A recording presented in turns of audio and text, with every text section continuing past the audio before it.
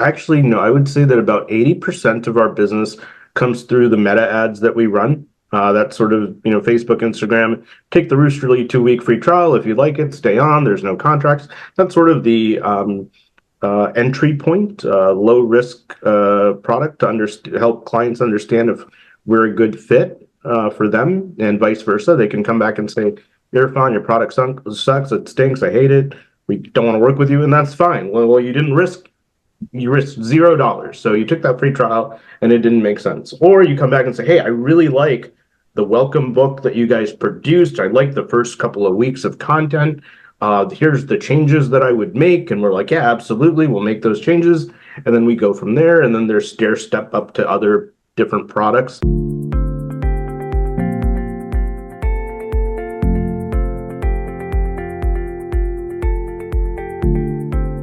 Hi, everyone. This is Joshua Hoffman and Alex Garashenko, and welcome to another episode of the Masters in Marketing Agency podcast, where we deconstruct the why and how agency owners found their success, and in season 4, understand how we can provide referrals to our guests and how they can help other agencies. Today, I have Irfan Jafrey, the CEO of Roosterly, a content and technology company that helps businesses and professionals stay top of mind with their network by managing their social media. Welcome, Irfan. Thank you for having me. It's a pleasure to be in front of you both. Of course, and we were commenting. I think you just got a nice little podcast, whether it's on purpose or not. A nice little podcast set up with the chair, the art, Yeah, and looks great. So Thank you. That credit goes to my wife. that's my when I moved in, my mom helped me move in, and everyone's like, "Oh, your place looks really nice." I'm like, "It's my mom." It's Yeah, I did not have that skill. So for sure. but where I'd like to start, I'd actually like to start with a few personal questions or topics. The first of which is your child who has autism that you mentioned, last time we spoke, and this database that you're building for resources. So I actually want to start there, and can you actually talk about the impact that it's had on you and how people can, use the database? Yeah, so the database is currently in development, but I'll just quickly share with you what prompted it. My son, who is the center of my universe, we found out pretty early on that he was on the spectrum, and luckily we had a good support system. We had good resources, so we were able to get him into an early intervention program. Typically, many parents have to wait many years, in some cases, many months or even a year to get kids the support they need. But one of the things that we found out was that there is not necessarily a step-by-step guide or instructions that is vetted that allows parents who find out their kids are on the spectrum to say, this is what we have to do. This is step 1, step 2, step 3. Here are all the resources in my geography and my zip code. We literally had to go and comb through tons of different resources to figure out what we need to do, what's the best way to proceed, and personally vetted out lots of different providers. And there's got to be an easier way. So we basically built a giant database of all the providers in the United States, where you can search by zip code and find out their reviews and their background and how they specialize in. And so it is a labor of love. There's not a revenue component to it, but I know, and my wife knows, the sort of emotional roller coaster we went through. And if I can do something with my talent and skill set that allows other parents to not go through that sort of anguish, then, I'm making a small dent in the universe. And, whenever that's ready or done or whatever that next stage looks like, please reach out to us and happy to kind of share it every way we can. It would be my pleasure. Thank you for the offer. Of course. And then one more personal topic, so I can continue building you up before I knock you down, of course. The other personal topic I just wanted to talk about also is the program that you have to hire underrepresented minorities. So can you talk a little bit about kind of what that is and what that looks like? Yeah, absolutely. So we have a total of about 52 employees. And when we were starting out, I started Roosterly around the same time I got married, within the same year. And I had an arranged marriage, as a lot of folks from my part of the world do. And so I met my wife 3 days before we got married. And so one of the things that she said was, I want to support you in whatever you do. And I was, she comes from a culture that's very different from, American culture. And I was like, whoa, whoa, whoa, whoa, whoa. That's, you got to find what you like to do. You don't have to support me. Find out what you're passionate about. Find out what you enjoy doing and the impact that you want to make, because ultimately you're going to resent me if your focus is just supporting my dreams and hopes and aspirations. That's not the kind of stuff philosophy that I certainly have. So, long story short, one of the things that I learned was that she shared with me how some women in Pakistan, where she's from, uh, they many of them can't afford to go to college, and if they can't afford to go to college, once they graduate, they just wait around to get married and have kids. Or the alternative is they go to work somewhere where they're not necessarily treated or very well or paid very well. And so we thought, gosh, if we could hire women um, in that region, provide them with laptops, a competitive pay, teach them, how we work here in the United States at technology companies, and train them up, and we might be able to lift them up and give them a horizon that otherwise they wouldn't have access to. And so I'm really proud to say that through her work in working with schools and universities and colleges there, we've been able to hire a healthy number of people that are paid very well, do great work, we pay for their internet connection and everything they need. And we've built a team that we're very proud of. And every year we go back and we do a big party and celebrate our achievements and focus on what we need to work on. And so I just like the idea, and this was not mine, again, that we can change lives. I mean, we do marketing at the end of the day. I mean, we're not saving lives, okay? Let's just be honest. So we have to look for other ways that we can contribute um, to society in a positive way where we feel good about ourselves. How can someone find that opportunity? Just reaching out to you guys, or? Yeah, just reach out. We're gonna have a well, so we're we have an initiative page on our website where somebody can reach out specifically to play a role, either if they want to work with us or they want to hire somebody. We also give scholarships to students in that part of the world. So we'll pay for their college if they work with us during a specific period of time and show interest in furthering their career. Perfect. I think it's just amazing that you're doing both of those things. So I wanted to make sure that we were getting them not only in the episode, but I wanted to get them in the beginning. Thank you. I think that's just great work, and it's worth sharing. So to change topics a little bit, I want to actually talk about your schooling because you got not only your MBA, but you went to law school as well. Why both, and do you recommend either? Especially for someone that's getting into marketing space and marketing, whether they want to start a marketing agency, maybe they're working at a marketing agency and they want to kind of move up, would you recommend both, either? Yeah, I mean, I can say for me personally, if I had to do it all over again, knowing what I know now about myself, I probably would not have done either. In fact, I may have not even gone to college. I would have just focused on understanding product development and managing sales. I think that's what's been the biggest benefit for me is early on in my career, I got to shadow folks that were really good at enterprise sales, and they taught me more about business than business school did, and they taught me more about how to think than law school did. So I think business school is great if you go to a top business school. I didn't get into a top business school. I'm happy with where I went. I mean, don't get me wrong, but I think my network that I built there was really good. I'm still in touch with some of the folks that I went to school with. And so for a networking opportunity, if you go to a tier 2 or tier 3 school, I'm sure it's fine. I was working the whole time I was in school. I don't consider myself an academic intellectual guy. It took me 4 years of grad school to figure that out, though. I was gonna say, the guy that got an MBA and went to law school, but yeah, no, I totally hear you. And I just want to repeat kind of something that you said, because that's not only has that been the number one thing that I think has been shared on this podcast with people that got their MBA specifically, but also what I've seen with people that either have gotten their MBA or even went to an undergrad of a top tier like Ivy League school is it's the network. The network Yeah, is you get to, you can literally reach out to someone who went to the same MBA program and for a job, and you're yeah, you're going to be at the top of that list and everything like that. Just as one absolutely. silly Yeah, example. yeah. So no, I think that was a great note. Now I want to move forward to the next stage of your life, I suppose, Oh to your gosh. entrepreneurial endeavors prior to the agency. So what was your first business venture? Oh gosh.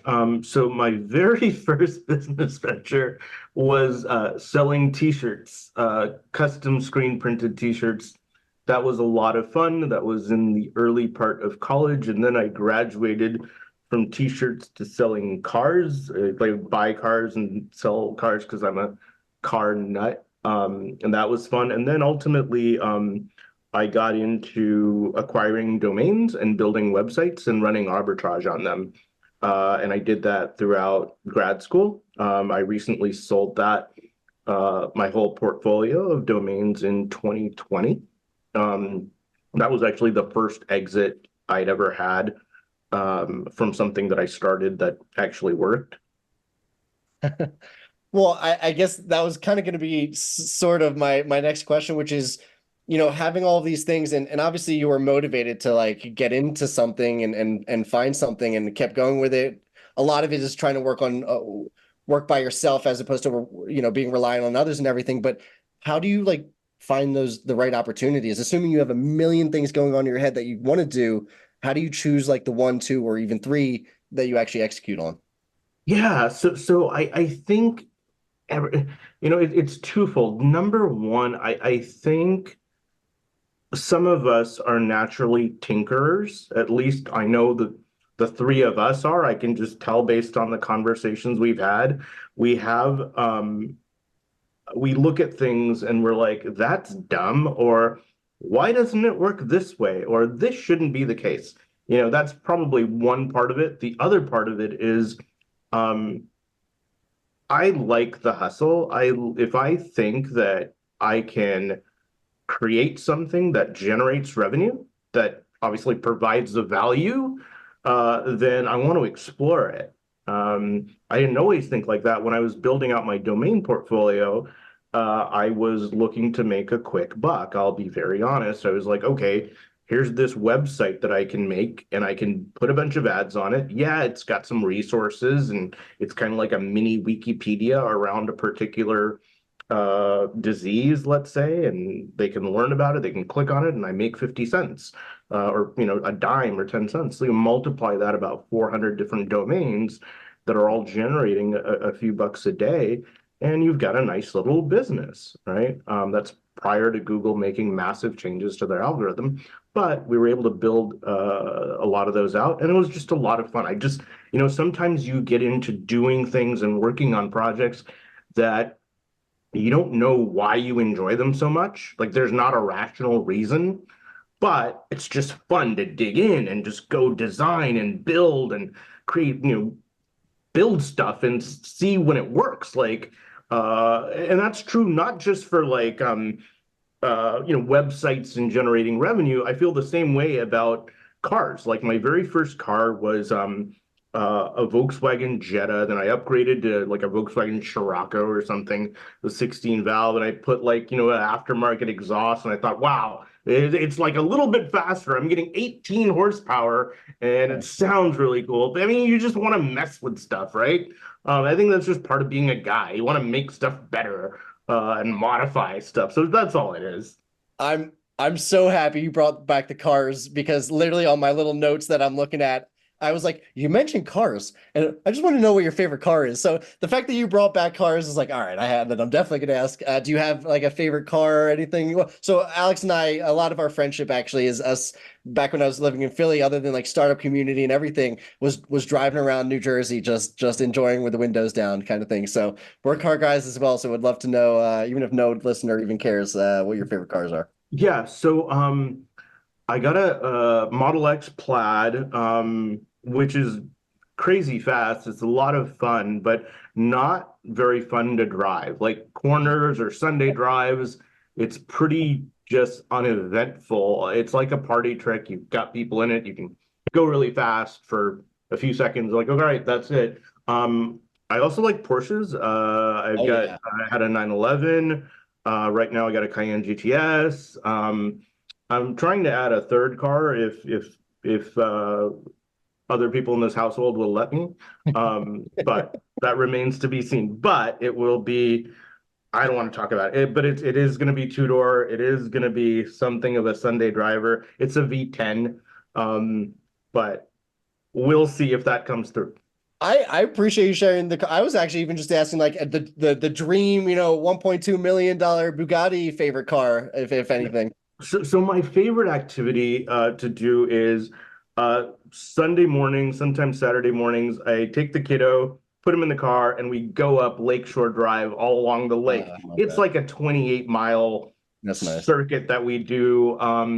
And I usually take the Porsche, but I have got my eyes on, I don't know if you guys take a look at the used car market at all, but you can get a 2017, 2018 second generation, which that's what it is, a second generation R8 V10 Spider, which is just like the funnest thing. The exhaust note, the power. It's not like a hardcore sports car. It's more like a comfortable sports car. So I'd love to throw the kid in there and just like turn on some, I don't know, I'm into like the weird musical taste lately. I'm listening to some country. I'm listening to some alternative 90s stuff lately. But yeah, just that's my jam right now.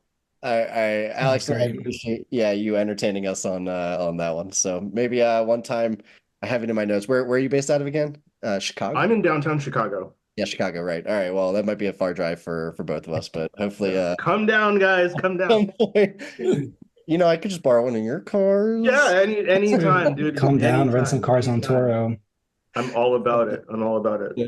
I appreciate that. And then before we get into a few questions about Roosterly, I just want to talk about M&A for a second because it's a topic that actually comes up often, and it's something that you actually mentioned that you kind of were open to talking about. So, I noticed that you raised venture money, and kind of, I don't know how you're thinking about M&A being the next step or whatever, but is your goal to eventually sell and honestly take this topic any direction that you want to? Look, um,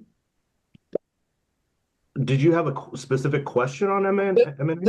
Yeah, the specific question was, is your goal to eventually sell and how you thinking about that? But honestly, I kind of threw it at you to take Yeah. M&A direction any way you want to. Yeah, look, so right now we're growing, we've been growing. I like what I do. I enjoy our team. I would love to take this company as far as I can, as fast as I can.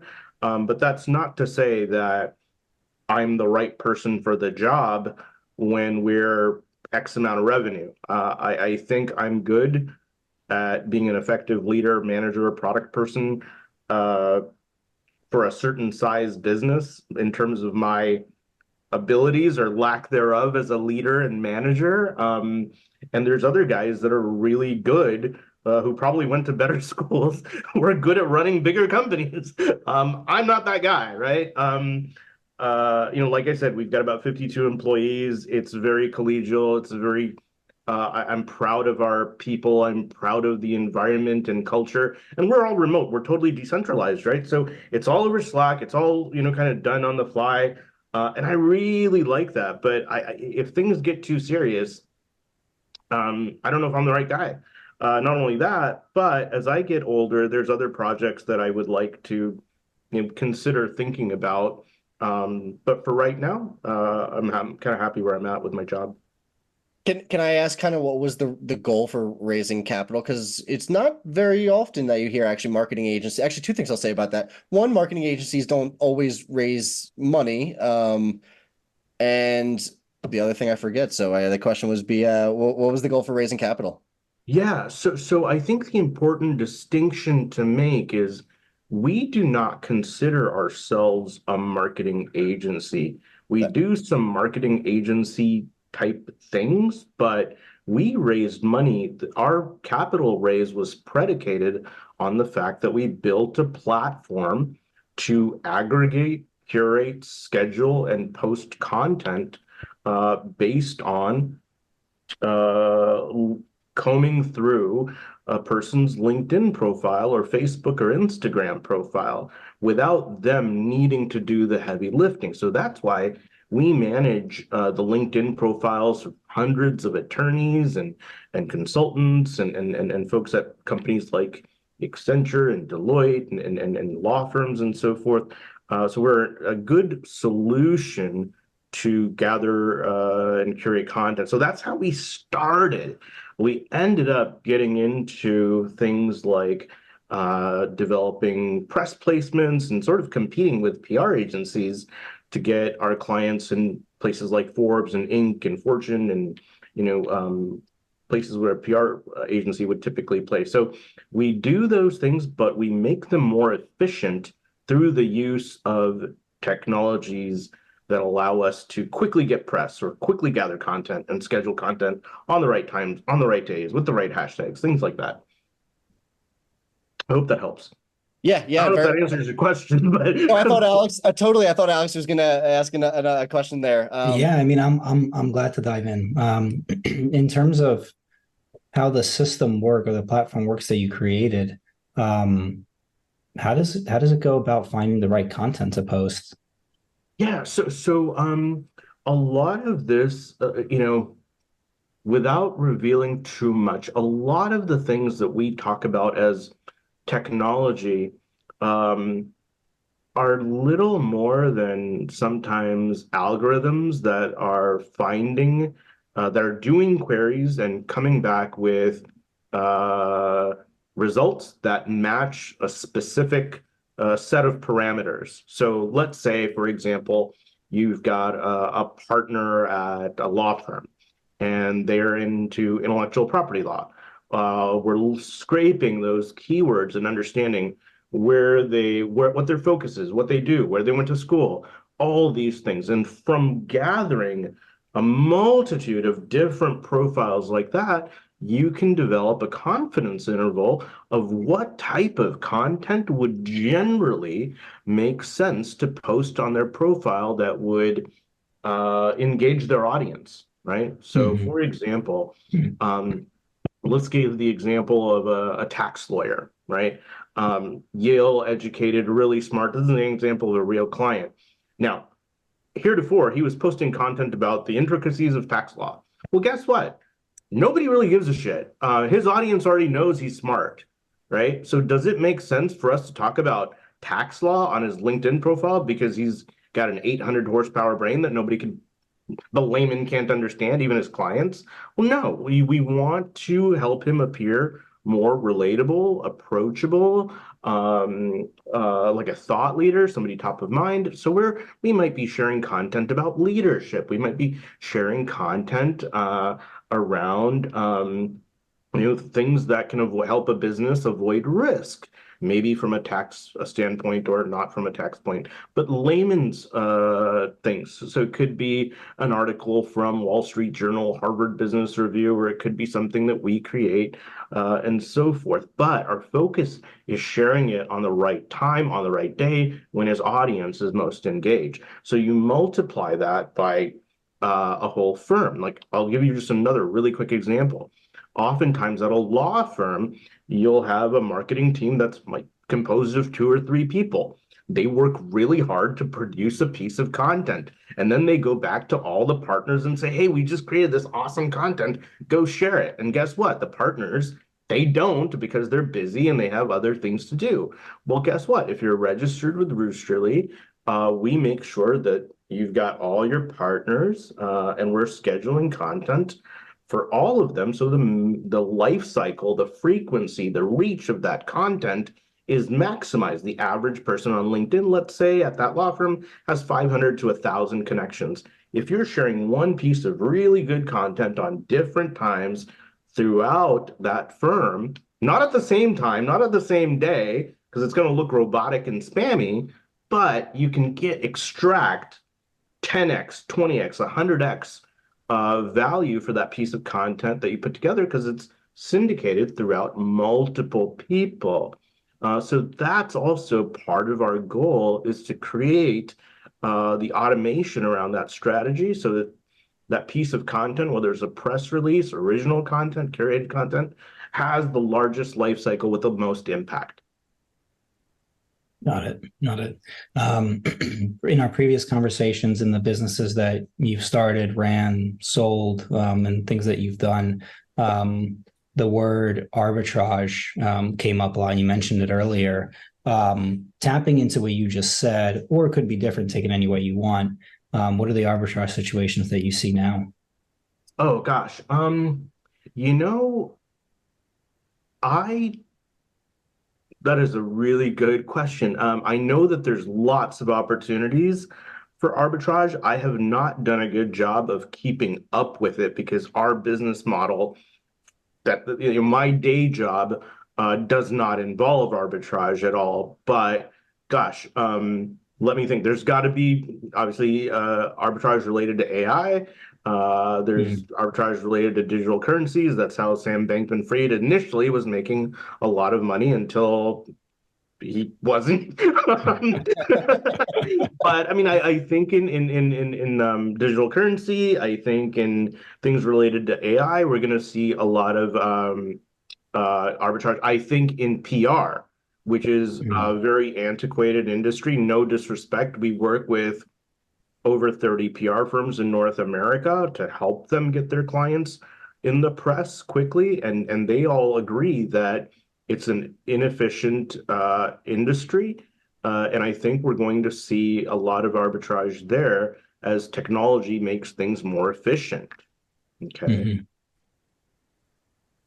And I guess staying on the going back to Roosterly, I guess I want to ask a few questions about the business because as our goal is season 4 is to not only help you get referrals but also help you maybe find services that you might need for future projects. Maybe your agent or the firm doesn't have this service, so you need a videographer for a project, whatever it Yeah. is obviously our entire goal. And then obviously if anyone needs your services, how can we kind of connect the right people to you guys? So I want to dive into the company for a little bit just to get a better understanding and then ask a few Absolutely. questions of how we can get you guys business. So first one is really just how did you start? Like how did you get your first customer? Yeah, we got our first customer through networking events because we had no money.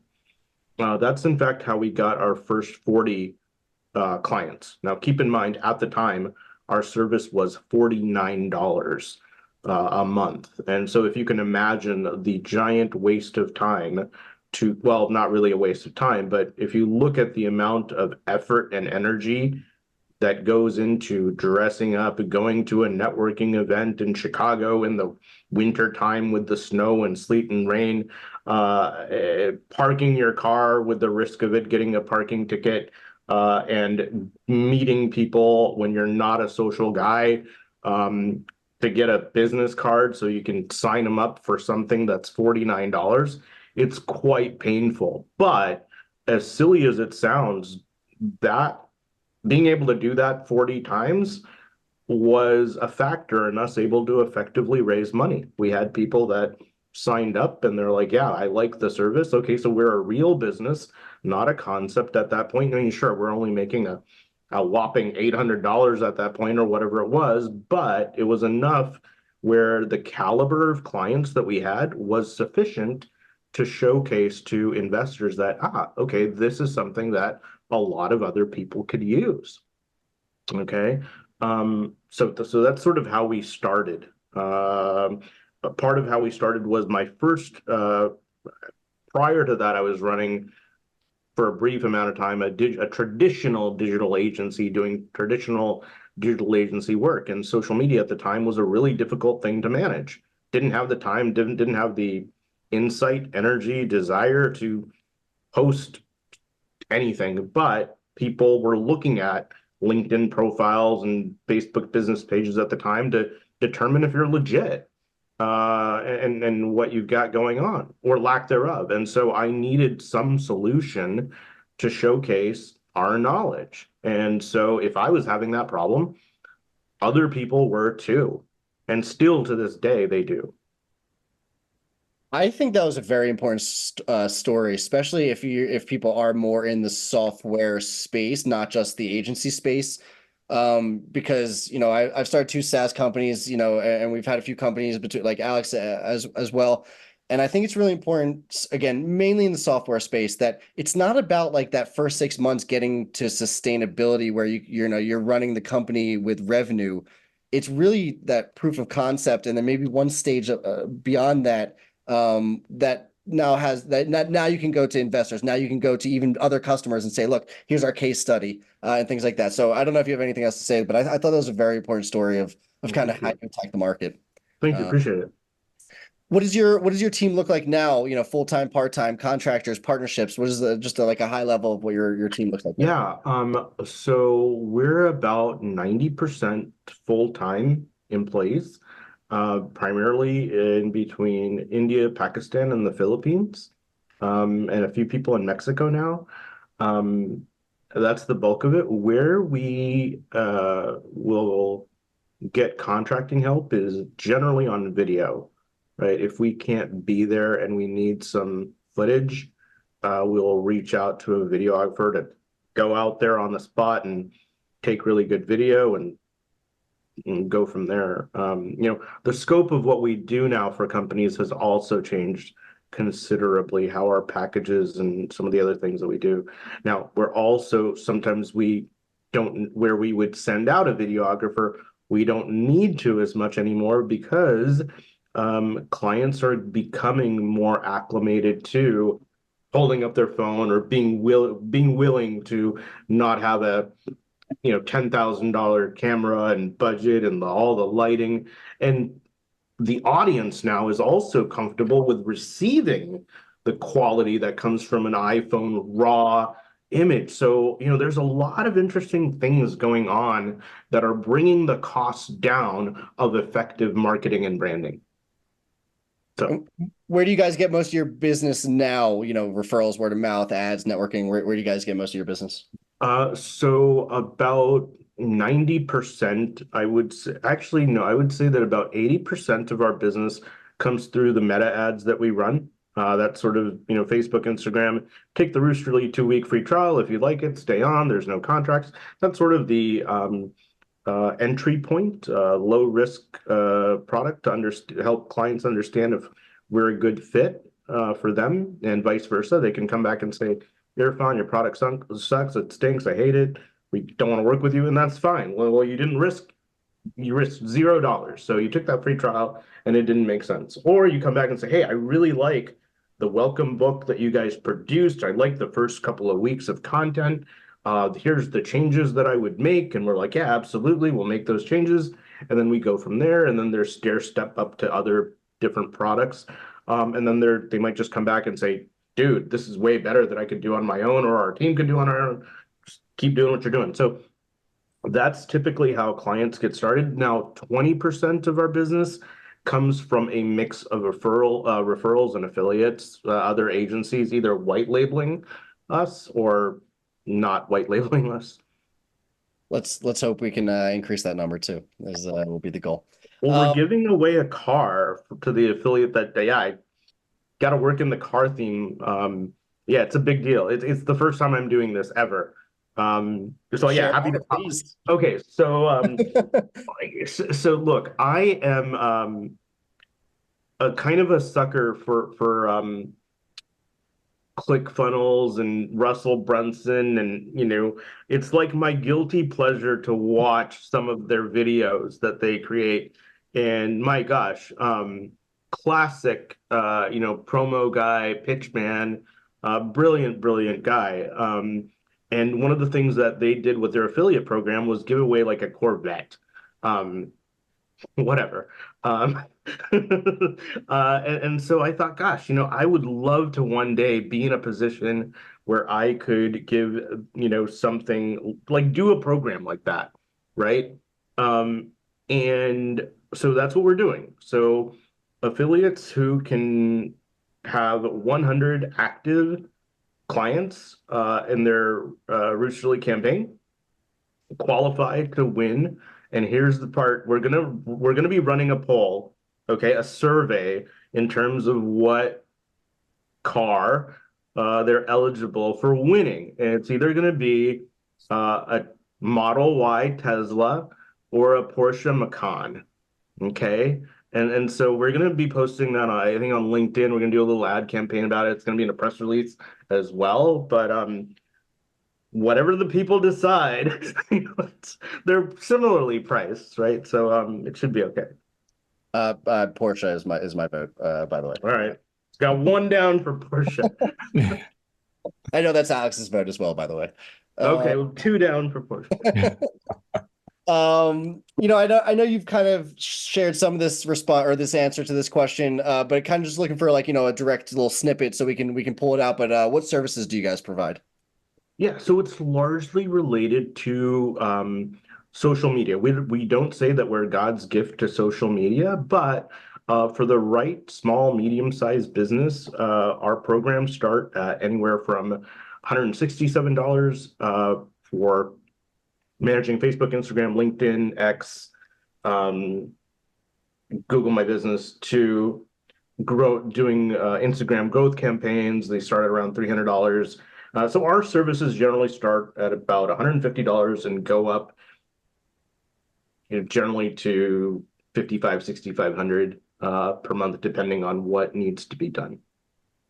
Perfect. And then now getting into the referral game, how can you guys work with other, whether it's agencies or firms or whatever it is, and what services can you partner with other agencies? So in other words, what do agencies tend to reach out to you guys for? Yeah, so the like now we work with about 30 agencies, and I would say of those, maybe 20-30% consistently send us business. And the agencies that we love working with are the ones that have a specialty, whether that's PR, whether that's search engine optimization, whether that's whatever it happens to be. But if they don't want to handle the headache of social media, but it's sort of one of those things that their clients are asking for, they can easily white label it under us. They can usually mark it up 2x, 3x oftentimes and bundle it in with their services. We've done a great job, I think, with being a partner to PR companies, web development companies, coaches, consultants, basically agencies that don't have the infrastructure to quickly whip up content that's on brand, that's high quality, researched hashtags, posting on the right days and times. So, companies like that, I think, agencies like that just don't want to deal with, that's more of a nuisance to them than the actual work that they do. Perfect. And then kind of turn the question around, what services do you tend to partner with the most? So, what services are closely aligned to yours that you don't have an internal staff for, and maybe you're asking for other agencies? Yeah, I'm going to answer that question in a slightly long-winded way. So our job, our business model is based on subscriptions and scale. Okay. Now, businesses come back to us, clients come back to us and say, hey, do you guys do websites? I love what you guys are doing with my social media. And so I can't really explain how our business model works and why, like, the one-time cost of a website and the infrastructure and all this back and forth and heavy lifting that you need to do to build a beautiful website doesn't jam with the work we do. But that's in a nutshell kind of what we say. Hey, we don't do websites. We're just not built for it. But I got this guy over here that just crushes it with websites. Talk to him. Now, in those situations, we're not looking for compensation. We don't want a commission for it. Just do a good job and then great, just build the website. So web developers, any kind of one and done types of projects are good. Video, for example, in some cases, PR, where we don't have the publication or the capability that client is looking for. Like, we're really good at Forbes, Inc., USA Today, and some of these big publications, but niche PR companies are really good for us as well. Gosh, I think that's the bulk of it. By the way, on the dev side, his name is Alex. The company is Dev Noodle. Yeah, absolutely. No worries. And a Absolutely. few questions I ask at the end. Are you guys looking to hire any positions right now? We are, but we're not hiring in the US. We just hired a director of affiliate and influencer marketing, and we just hired a director of editorial content because we're building out our PR side of our business. But outside of that, most of our positions are overseas. And then maybe my favorite question, any books, podcasts, or newsletter recommendations? And that can Oh my be God. it can be The, anything if you want to the speak. Dev Noodle podcast is great. Another podcast that I really like is Bigger Pockets. I'm not like a real estate junkie or nerd or anything like that, but I just think they put out some very compelling content. It's beautifully delivered, and different hosts that are very bright and thoughtful. And it's just a great way to not just learn what's going on in the real estate landscape, but just find out about how people think strategically. I In agree with terms that. of books, I was looking through my list of books on my shelf. There's one book I like to go back to. It's called The 48 Immutable Laws of Power. It's an old book. It's been around forever. But that's a book that I really like. You Uh, have it? it is. It's in that bookshelf, not this bookshelf, Okay. unfortunately. All right. Hang on just a second. I think I got one.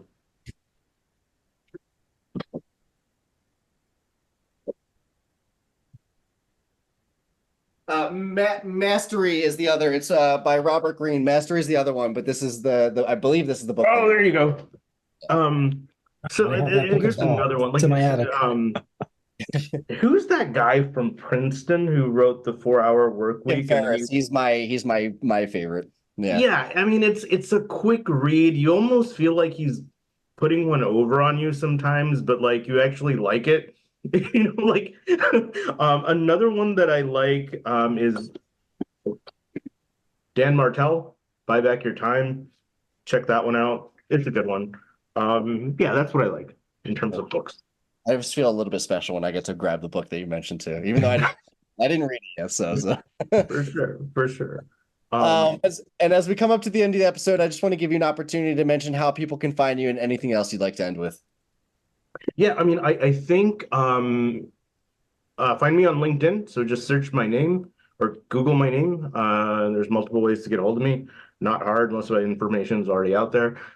I think if there's agency owners out there that are maybe just getting started or their agency is a side hustle and they have a good network and they're looking for an affiliate opportunity that is what I think is pretty generous, check out affiliates.roosterly.com and register if they want to.